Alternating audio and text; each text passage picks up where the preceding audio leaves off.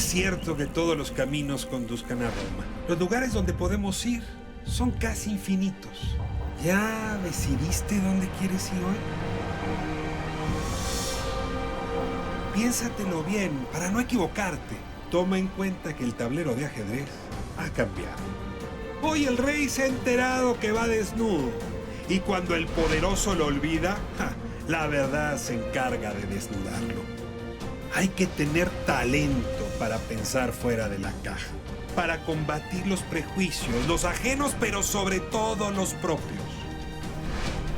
Cada quien posee una pieza única del rompecabezas. Por eso intentamos dialogar, para armarlo juntos. La palabra nos libera y la conversación nos empareja. Aquí no hay lugar común.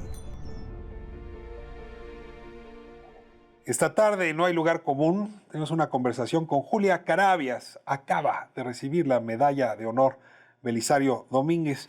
Julia, no sabes qué gusto me da. Muchísimas gracias, al contrario. Es muy Muchísimas feliz. Gracias. La coincidencia, porque ya teníamos pactada esta entrevista, que sea justamente después de este premio, muy merecido en más de un sentido. Estudias en un colegio privado y para entrar a la UNAM hay que presentar examen. Sí, pero tuve un periodo largo entre la salida de la preparatoria y la entrada a la universidad. Es en el periodo porque tocó la huelga y entonces ahí se retrasó, se desfasó la huelga de UNAM. Ahí se desfasaron, ¿no? Y ahí yo me iba para medicina. A ver, eso me cuentan, que ibas a inscribirte al examen y un biólogo se te cruzó en el camino. Y como ese biólogo dice muchas cosas que a veces no son ciertas, quiero preguntártelo a ti. ¿Es cierto que el discurso de ese biólogo te convenció en dejar medicina y volverte lo que ahora eres? Pues no habla muy bien de mí, pero sí de él. Son 4 realmente personas que estaban allí. O sea, Jorge Hernández estaba en las Jorge islas, te ve Hernández, pasar y te dice, ¿qué haces con medicina? Estaba también Carlos Toledo, Manuel Blanco y Germán González.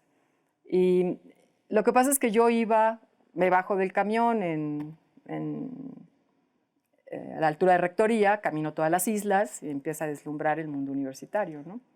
Pero pues ahí iba con mi morralito y llegando a Prometeo me encuentro con estos 4 y les pregunto, ¿la Facultad de Medicina? Ingenuamente, y dijeron, ¿a qué vas, no? A la Facultad de Medicina, ¿no? No, pues es que vengo a estudiar en mis vacaciones, a ver, de oyente.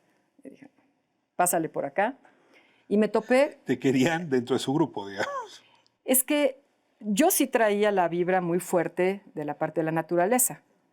No había tenido la oportunidad de meterme ¿A ese mundo? al campo suficiente, porque mi familia era una familia de muy bajos recursos, que no teníamos posibilidades de hacer viajes y demás. Íbamos a Cuernavaca y no nos movíamos mucho más, ¿no? Acapulco, Cuernavaca. Pero yo sí traía el gusto por la naturaleza y siempre estuve dudosa, pero me estaba jalando más el tema del servir a los humanos por esa vía. Pero entré a una clase de ellos, estaban en ese momento a punto de dar la clase, me metí, después pasé a la cafetería de la Facultad de Ciencias, que era una cosa bárbara, porque estaba ahí todo mundo, y después a la asamblea del UNAM, en donde me topo con el Pino, con... Y ahí conectan tu base ideológica y tu base Y eso es lo que me ocurrió, ¿no? científica. Ahí sentí que esas aspiraciones que yo tenía de justicia social que había absorbido en mi casa, porque mi madre también es refugiada española, era refugiada española, pues ahí se dio el link. Se conectaban mejor que si hubiera sido médico. Por lo menos el ambiente que en ese momento se estaba viviendo en la Facultad de Ciencias, muy combativo, sí me deslumbró. Yo dije, de aquí me quedo. Uno de tus maestros es José Sarucán. Sí, él fue, más que mi maestro de clase, fue uno de mis cotutores de la tesis. Y con él trabajé mucho en esa parte que me formó en el campo, en los Tuxtlas, Veracruz. Hemos hablado en este mismo asiento con él.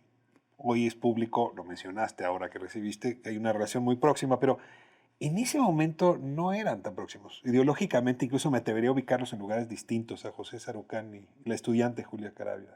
Sí, yo incluso hasta fui a impugnarle que había que conservar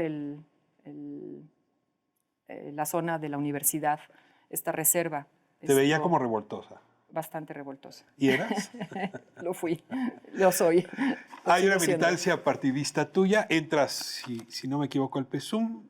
El PSUM logra ganar Tlapa, Guerrero, la montaña. Son estos primeros municipios sí. que la izquierda mexicana gobierna. ¿Qué edad tienes ahí? 24. Y entonces, al estar yo en esa dualidad, ¿no? Yo trabajaba en los Tuxtlas, Veracruz, en la reserva de lo que ahora es la reserva de los Tuxtlas, con Sergio Guevara, en una parte del entendimiento del funcionamiento de la naturaleza, de la regeneración de las selvas tropicales. Es ahí donde recibí mucha de la influencia del doctor Sarucán, ¿no? en mi vida académica. Pero esa era una parte que me apasionaba del campo, de las selvas, del entendimiento de las selvas, pero después mi militancia la tenía que resolver por la vía de ser delegado sindicales, de estar metida en el PSUM, etc. O sea, traías dos vidas antes de la montaña. Y así lo sentía todo el tiempo, ¿no? Y entonces cuando... Pero te detengo aquí, porque lo decías ahora en el discurso. Es una época donde el medio ambiente es una pseudociencia y le faltan herramientas científicas, pero además está separado de la parte social o del impacto social. Si tu biografía en sí misma reúne dos hebras que no estaban juntas en esos años, Julia. Yo creo que el equipo de trabajo al que fuimos construyendo juntos, fue lo que empezó a abrir en México ese espacio, porque todo el tema de los recursos naturales nos veían así como, ¿de qué nos estás hablando? No había ambientalismo en México. En ese momento... Había conservacionistas, ¿no? Querían que no se tocara la naturaleza o que se pudiera hacer caza felizmente en Tamaulipas, pero ambientalismo no había. Ni siquiera había una fuerza, porque bueno, la parte de la conservación de la naturaleza, hay sitios en que no se deben de tocar, las áreas naturales protegidas tienen que estar en ese terreno. Y sí había gente que estaba encabezando estos procesos, como Javier de la Maza, había ya tenido mucha presencia en la defensa de la conservación, pero era muy marginal todo, unas pocas organizaciones no gubernamentales, éramos vistos mal, ¿no? Te toca empujar lo que se llamaba ecodesarrollo, que hoy sería, digamos, toda la teoría de la sustentabilidad. Ayúdame a ubicar incluso históricamente cómo se dio ese quiebre, ¿no? De ser marginales, de estar en el ecodesarrollo, para hablar ya de economía sustentable, que está mucho más cerca a tu generación y a lo que se defendió después. En los 70s lo que estaba ocurriendo es que, por un lado, las primeras reacciones mundiales, pero todo vinculado entre el problema de la contaminación y la salud humana. De hecho, esa es la primera cumbre de medio ambiente en las Naciones Unidas. No, esa ya fue la del 92. Yeah. En 72 es la primera de Estocolmo. Y el tema era salud y medio ambiente. ¿Vas tú a esa? No, yo todavía estaba... estaba yo justo saliendo de la prepa, ¿no? Sí. Yo no estaba tan metida todavía en estos temas, aunque lo seguía, pero no, era una estudiante. Y el país, México, hizo la primera institución ambiental, pero en la Secretaría de Salud. O sea, era un tema estrictamente de impacto de salud. Sin embargo, ya la parte de la ciencia estaba dando evidencia, ¿no? Que había deterioro, que el todavía no se llamaba cambio climático, pero ya había mediciones de impacto. Cambio climático había científicos que ya los estaban planteando, pero no estaba todavía entrando. Eso entra hasta el 92. Todos estos temas se convierten en el 92 y la primera vez que se acuña el término de desarrollo sustentable es en 1987. Entonces pasamos todo un tramo en el que hubo que picar piedra para demostrar que el tema del medio ambiente y el desarrollo tenían que ir de la mano. Y fue en el 92 en donde se concreta ya desde las Naciones Unidas con la Cumbre de la Tierra, y entonces todos los países entran a realizar esta... Esta mujer de izquierda, esta mujer científica, un día recibe una cita para ver al presidente electo, Ernesto Zedillo, quien le ofrece ser secretaria de Estado, y según me dicen, Julia Carabias le dijo no. De la ciencia, de la UNAM, de una vida de investigación, también de organización social, a un cargo en administración pública, el Instituto Nacional de Ecología, con Colosio, por cierto, se te ofrece y es un tránsito que no debe ser fácil, porque de pronto te vuelves funcionario público, cosa que no estaba en tu cabeza, de un partido que tampoco era el tuyo. ¿Cómo se dio esa invitación de Colosio para el instituto? Bueno, más que una invitación de Colosio, porque Colosio ya era candidato.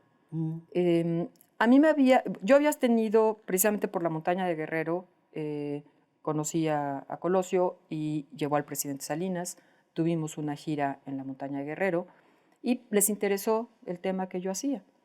Él era entonces secretario de Sedesol. Él se va a la candidatura y es Carlos Rojas quien me... Se queda como secretario. Exacto, y es quien me invita al Instituto Nacional de Ecología. Yo la primera invitación la decliné porque no me quería salir de la montaña de Guerrero, pero hubo una cuestión coyuntural allí, yo me enfermé, tuve que venir corriendo de la montaña de Guerrero y en una cama en un hospital recibí la llamada de Colosio de... para ver si estabas bien. Y para presionarme en un momento. Qué impertinente. Que un amigo no me hable cuando esté yo en el hospital, por favor. Y también de Carlos Rojas, me insistieron mucho. Entonces me estaban yendo a ver los amigos, Enrique Provencio, entre otros, y le dije, me están invitando a esto, dijo, vamos a entrarle. Y entonces fue el 30 de noviembre que recibí la llamada. Te llama Ernesto Zedillo y te dice, la quiero de secretaria de Estado. ¿Qué le contestó Julia Carabias exactamente? Es que cuando me llama y me dice, te quiero ver esta tarde, me invitó a su casa a verlo, yo me preparé inmediatamente y con Enrique Provencio estaba pensando lo que tenía que decir. Era pensando en que me iban a pedir algunos párrafos para el discurso. Ya. Entonces le estábamos preparando pero eso la se pide intervención, tarjetas, ¿no? Se ofrece una cita, ¿no? Bueno, pero a lo mejor había un interés de entenderlo. Y la segunda opción era pues posibilidades de que recomendáramos a alguien. No te lo habías imaginado. Bueno, cuando me lo dice, pues pero a ver, le dije... ¿qué? A ver, lo que me dicen que dijiste fue, yo estoy con mucho ánimo de quedarme en el instituto o de tomar un puesto con alguien que tenga un gran respaldo detrás mío. No, esa es ninguna de las dos contesté. A ver, ¿qué contestaste? De ninguna manera, no tengo ninguna capacidad para hacer eso. Dije, no conozco a los gobernadores, me dijo, por eso. No voy a ser miembro del partido, por eso. Yo soy así y no voy a cambiar, dijo. ¿Qué quieres ¿Y esto decir qué con importa? eso? Bueno, pues soy una persona que ni lleva las formas, soy bastante informal y lo que me han criticado tanto de hippie, yo no puedo cambiar y no puedo imaginarme en eso, ¿no? Y él creo que estaba viendo que había él percibido en mí una persona que técnicamente conocía el tema y que se iba a meter a eso, ¿no? Y quería entonces, yo supongo, que tener una persona que supiera del tema. Y ¿Cómo te convenció? ¿Cuál fue el argumento que te convenció? Yo le pedí horas porque quería hablarlo pues, con Pepe, le quería hablar con mi hija, aunque era muy pequeña, pero yo tenía que tocar base con Pepe Woldemer, que es el papá de tu hija. Exacto. Yo tenía que tocar base en casa, quería saber la opinión de ellos, sobre todo la de Pepe, y pedí hasta el día siguiente, y me dijo, ¿cómo si lo vamos a anunciar mañana? Le dije, pues sí, pero yo me estoy enterando de que mi vida va a cambiar ahorita. Y él fue muy, muy, muy, muy cariñoso y me dijo, va, pero háblame temprano. Y así lo hice y confirmé. Y ¿qué te dijeron en casa cuando llegaste? Que el apoyo de lo que yo necesitara, como siempre, ¿no? Las áreas naturales protegidas en nuestro país, a decirlo claramente, son antes y después de Julia Carabias o de tu conducción al frente de la Semarnat. ¿Por qué? ¿Qué hizo en tu gestión que se hable de esta manera de las áreas protegidas? Que ya era una definición que estaba de alguna manera, había parques nacionales, había otras cosas. ¿Cuál fue tu incidencia ahí? Déjame ponerlo de esta manera. Yo sí creo que las áreas naturales protegidas fueron un antes y después del periodo de esa administración. Pero no por mí, sino porque lo que yo logré hacer es traerme a un equipo de gente que era la mejor. Y entonces en áreas naturales protegidas, que de hecho fue un poquito un problema porque vaciamos a las organizaciones no gubernamentales. Claro.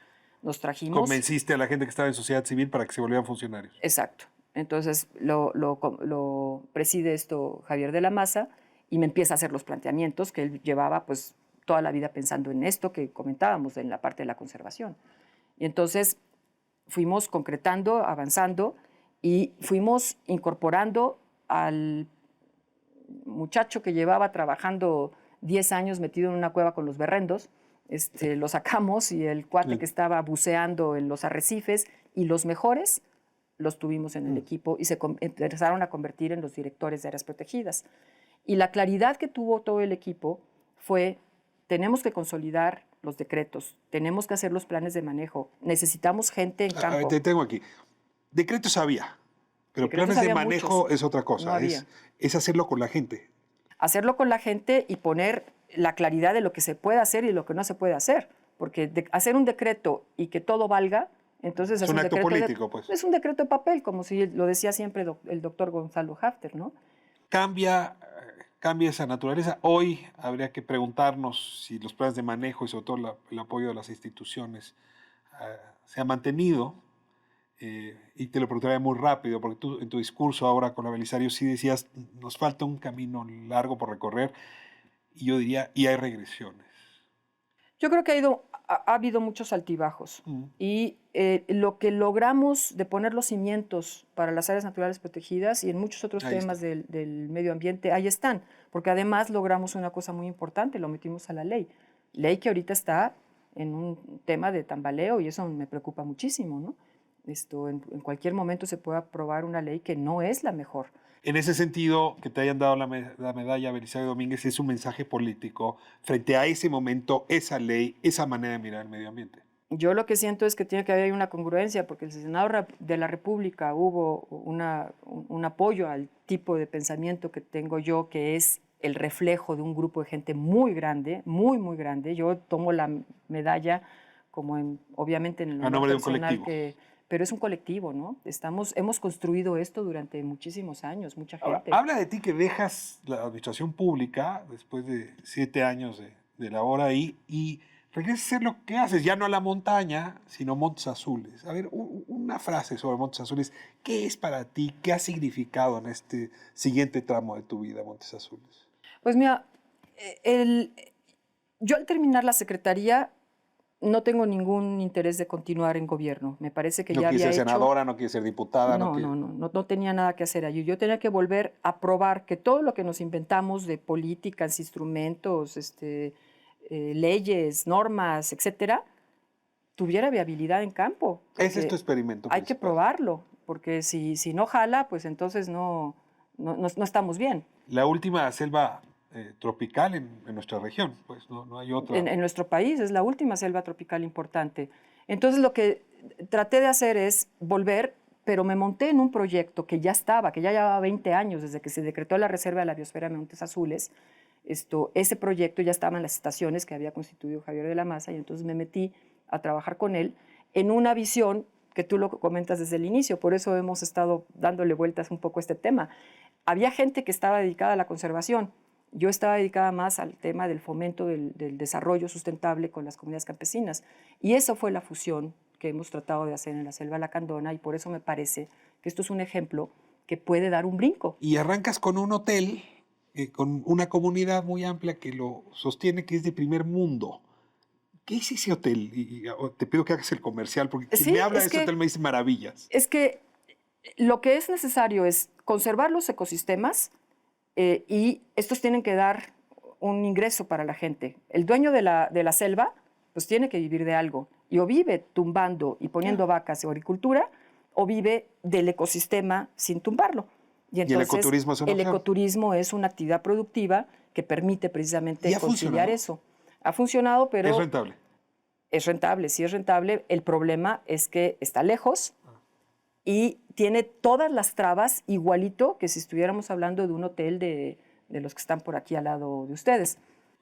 Estás en ese proyecto personal y viene el secuestro.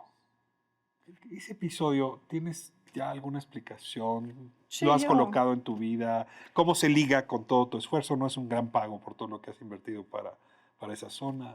Pues mira, a mí me dio tiempo esas 3 noches, 2 noches y media, de reflexionar muchísimo el asunto. Y yo creo que lo que pensé... ¿Te secuestraron ahí en el hotel?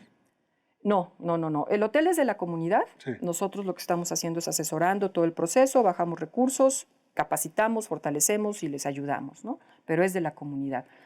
Yo estaba en la estación de campo de conservación, en la estación Chajul, y allí fue donde me fueron a sacar.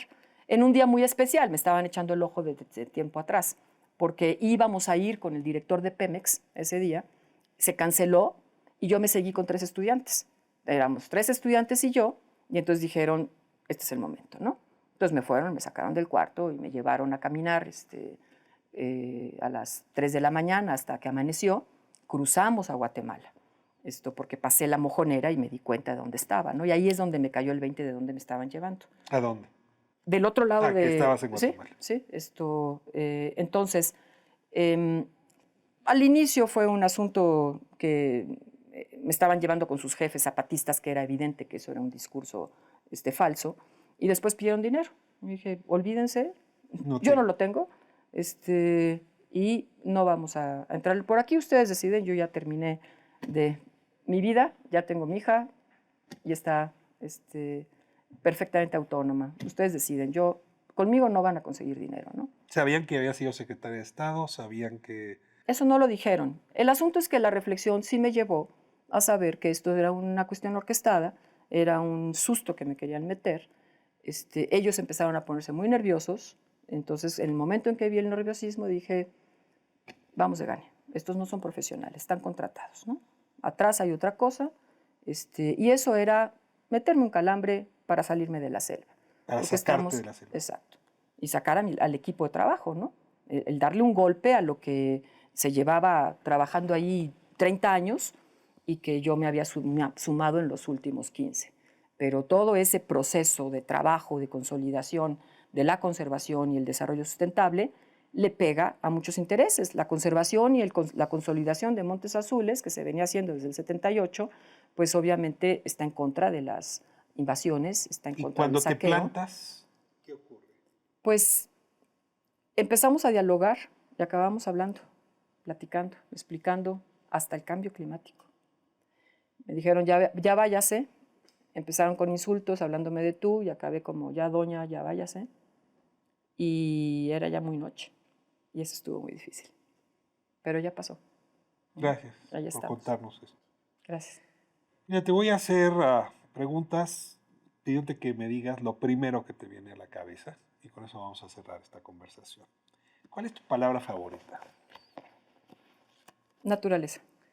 ¿La palabra que más detestas? Corrupción. ¿El sonido que más te gusta? Los araguatos en la noche en la selva. ¿El sonido que más detestas? Los claxons.